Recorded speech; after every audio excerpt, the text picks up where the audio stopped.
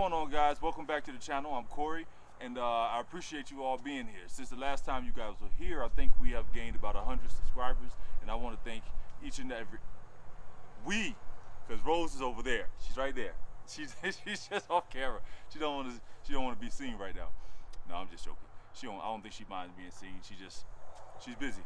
But we've gained about 100 subscribers, and we want to say thank you all for subscribing to the channel. Those of you who have been here, and all the newcomers. It means a lot to us. Whether it doesn't matter if it's 1 or 100, it doesn't matter. You know, it feels good nonetheless. But today, what I wanted to talk to you guys about was potatoes, or is potatoes, right? When you think about vegetables that are going to be filling, the first two things that kind of come to mind is corn and potatoes, right? So we're going to grow potatoes today, right? So when we grow potatoes, if you want to start your potato growing off as good as you possibly can, meaning you're getting potatoes from a reputable source. For today's video, we just got them from Home Depot. You know, it was nothing fancy. We got them back a couple of months ago, actually, back when they started putting out the new seed potatoes and onion sets and all that other stuff, right? We just grabbed them because we knew they were going to disappear, so we just grabbed them to have them. But we do eat a lot of potatoes, and so we also had some that were in the pantry. We had some that was in the pantry. We even had some that were in the back of the trunk, but they just got buried under like clothes, you know, and stuff like that, and we forgot they were there. But nonetheless, we're growing potatoes today. So when you start them off, get them from a reputable source, get them from someplace that you know that you're gonna start off good. So that's number one. Number two, make sure that if you do get them from like a grocery store or something like that, that you take the time, just wash them off with some water, maybe a little bit of dish soap or something like that, just some vegetable wash or whatever you have, because typically what happens is the store-bought potatoes, they come with a spray on them that minimizes them spudding while they're in your pantry, right? Which means that they're gonna not want to put out those spuds to reproduce. So you want to wash them off the best way that you can. But you know, truth be told, there hasn't been a time where I haven't seen there hasn't been a time where I haven't seen potatoes spud, like even just sitting in the pantry. Okay, and another word for spudding is chitting. Right? Chitting. I've always seen potatoes chip, you know, regardless of where we got them from. All right, so that's number one. And number two is to make sure, number one, reputable source. Number two, make sure that you wash them off if you are going to use them from a store-bought potato. So what I have here, since we're talking about chitting, that's some bullshit. Well, never mind. I was about to say something, but I'm gonna keep it to myself. Anyway, this is a lot of chitting, right? There's a lot of chitting right here. A lot of chitting going on. So this is what we mean by chitting. So whenever you hear the term chit, this is what we mean. And like I said, another term for it is going to be spudding, right? That's what people outside of the garden community calls it. They call it spudding. You know, inside the garden community, we call it chitting, right? So we learned something. There you go. So that's what we get when potatoes are chitting. So they chitting on themselves, you know. So. Hey, how many times you want to push the point on? Really? I can tell you don't need that. Hey, however long it takes, however many times it takes, y'all get the point, right? So now, this is, I'm gonna say deliberate chitting. I don't know if it's a term for it or not, but I'm gonna call this deliberate chitting. Why? Because you see the color of the spuds or the chits, they're purple, they're dark, right?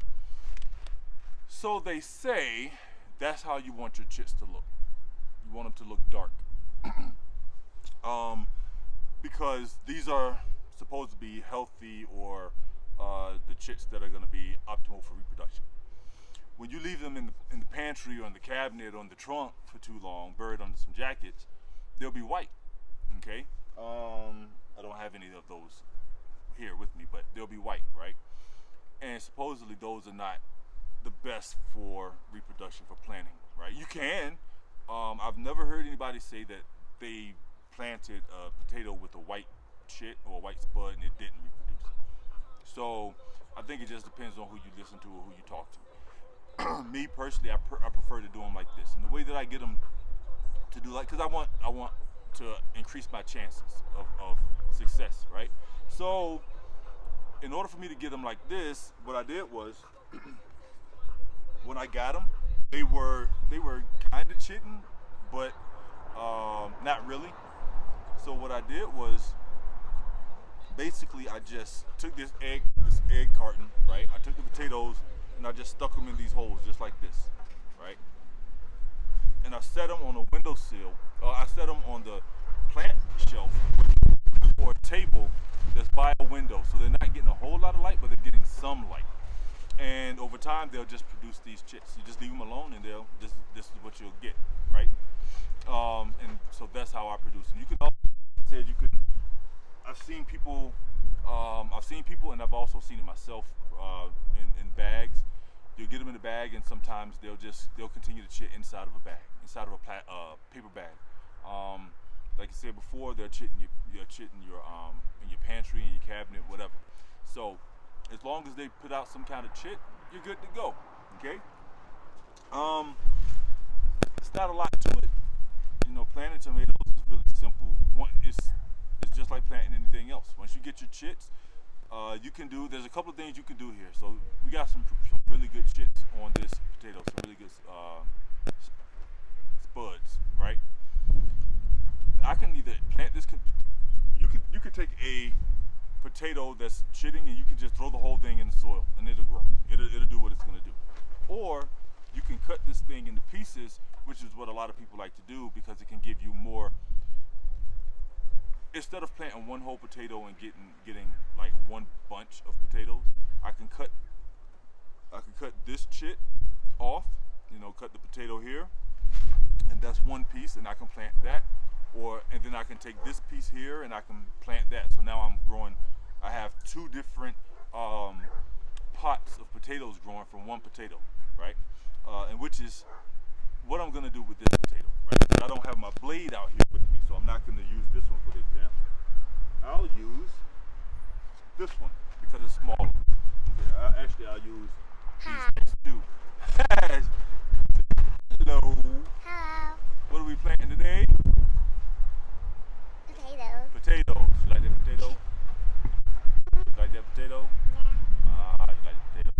So we're gonna grow some potatoes. So now, But we have to grow these potatoes, no, don't. and when they get big, we can put them, and we can take them when they get really big. Just True. like that juicy apples earlier what we ate.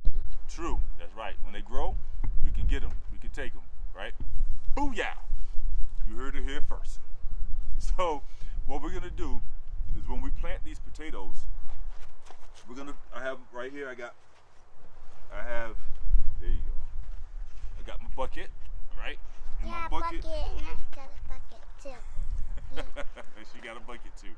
So we got our bucket, and it's about just under a third way full. Is it okay Right. if I just use it? Huh? Is it okay if I keep the plant in here and I just use it? Well, I think that plant is not gonna grow anymore.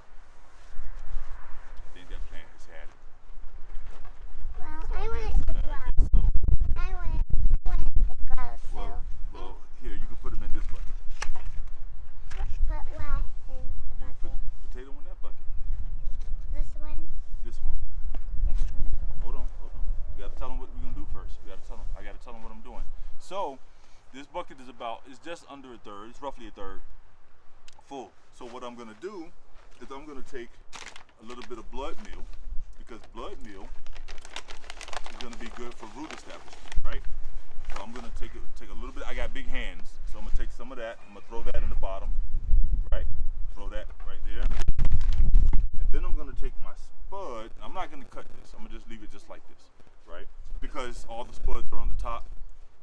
tripping.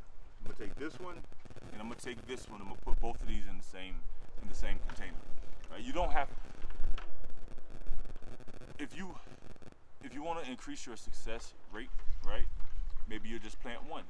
Me, I'm experimenting. I want these things to grow, but I'm gonna experiment to see how many I can plant in this 5-gallon bucket and see how well it does, right? So I'm gonna take my potatoes, my spuds, and I'm gonna just put them in the soil. All right. So I got my potatoes in the bucket, right? Now I'm gonna take some soil. I'm gonna take some more soil, and I'm gonna just cover up the potatoes. Now you want to make sure all of your you want to make sure your potatoes are covered well, because if not, first of all, if you don't bury them deep enough, when you water, the water's going to wash away all the soil, right? And then your potatoes are going to be exposed. You don't want the potatoes to become exposed while they are growing, because that's going to be bad for the potato. And the potato basically is going to be wasted. It's going to turn like a different color, like yellow or something. So then your potato's going to be like no good anymore. So that's about it. I covered it with a few inches of soil, and this soil was already prepped. It's already got fertilizer and everything in it, and that's it. That's how we're planting our potatoes this year. I have so far, we got 1, 2, 3, 4, 5, 6. We got 4 buckets, a potato box, and then we have a potatoes growing out of a fabric pot.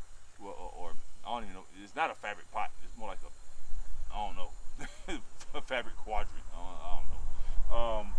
But that's how we're growing our potatoes this year. It's nothing to it. It's easy peasy, and it's so easy. Let me show you. Keisha had never grown potatoes before, right? Not these potatoes. She's growing sweet potatoes. She knows what she's doing with sweet potatoes, and she knows what she's doing with the white potatoes, right? But let me show you what she did with the white potatoes, because I'm like, it's really just that easy. You see that?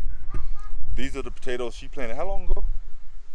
It's been about 2 weeks. About 2 weeks ago, she planted these things, and look at them. They're looking all nice and healthy and strong. Now, some of them did get, like the soil did get washed away. Like you can see the potato coming up right here. You know, but it's cool. We just keep covering it up with soil, because they just weren't buried deep enough. But look at that. Look at that. Not a lot to it, man. Those are 2-week-old potatoes that were buried. Already did all those. And that's it, ladies and gentlemen. That's what we have. That's our potatoes. So at this point, all we're gonna do now is water them in. The soil is already kind of moist, but I'm gonna just hit them with some more water just to, make sure that the process gets started. But from this point, once this bucket starts to produce like that, like what I just showed you, and the leaves and the foliage starts to get taller, I'm gonna cover it with some more soil. I'm gonna mount it one more time, and then that's it. From that point on, we just water it weekly, every couple of days or whatever, especially depending on how hot it gets. We're gonna just keep watering, keep watching for pests, because the hornworm, the cabbage looper, they got me last year. So I'm gonna keep an eye out for pests, keep watering and feeding. From what I understand, also potatoes, they love potassium. So once we start to see the green, like in the other bed, I'm gonna start giving it a lot of potassium to promote that tuber growth. Right? Easy day, easy money. It's not hard, like I said. It's not hard, yeah, that's it, man. So hopefully you guys enjoyed the video and learned something today. It's not too late to go ahead and get started. If you guys are anything like us, the weather is throwing you for a loop. It's hot, it's cold, it's windy. It's like I'm afraid to put anything in the ground right now, because the weather just keeps changing. We're not getting any consistent weather week by week. So I'm afraid to put anything in the ground. But at this point, what we're doing is we're just doing half. Well, not we. I'm doing half of what I started inside. I'm bringing that outside just to see how it takes and how it grows in the wind. I've lost a couple of tomato plants. That's fine. Still got some inside. Didn't lose a lot. I think I lost two. I think I lost 2 out of 6. Right. So I ain't tripping. So I don't know how the weather's treating you guys. If y'all are confident in what you're doing, and my hands are like really ashy right now. But I want to encourage you guys to get out in the garden. It's not too late to start getting stuff growing. The best part of the growth season hasn't even started yet. This is just the beginning, right? So go ahead and get out there, get your stuff in the ground, and you'll be surprised. I think you guys will be surprised once you guys get started at the results that you get. And regardless of what you're doing, regardless of what you're planting, I wish you all the success in the garden. Hold on to your hat, everyone. Why? Is it getting windy? Yeah, getting a lot windy out here. That's true. That is true. And I'm hoping that this microphone isn't being too distorted with all this wind. What? And until next time, ladies and gentlemen, y'all take care. Peace out.